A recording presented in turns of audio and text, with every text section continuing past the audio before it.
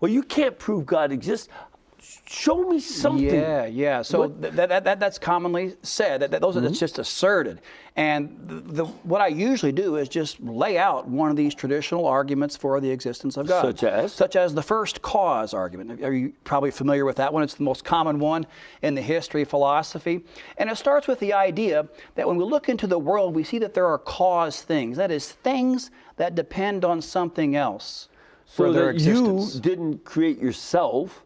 You came from your parents. I depend on things like water and food and warmth. Right. So there are effects in the world, things that depend on other things for their existence. And that's sort of the starting point for this argument. And so people like Aquinas will say, all right, well, could everything be like that? Could it be the case that everything that exists in turn depends on something else for its existence? And after a little philosophical reflection, we can say, no, that's absurd. That's impossible, because if that were the case, then nothing would exist at all. Take, for example, something. Let's just call it thing number one, right? And we ask, why does this thing exist? Well, under this hypothesis, it would be caused by something else, right? Say, thing two.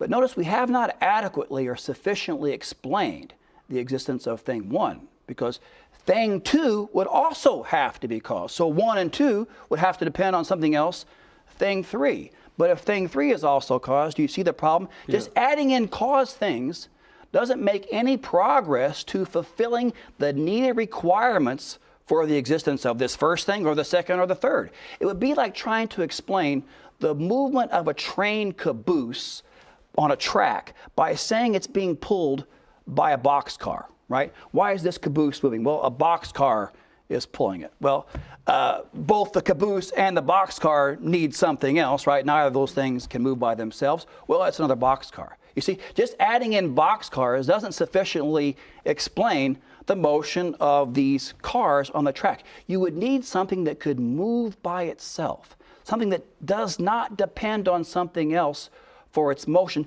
something that would in turn cause the motion of everything else on the track. And in the same way, in reality, you would need the existence of something that exists by itself, a first cause, an uncaused cause that would in turn explain the existence of everything else. And further philosophical argumentation can show that this first cause must be one, immaterial, and personal. And since that's what most people mean by God, that's one way reason can show that God exists.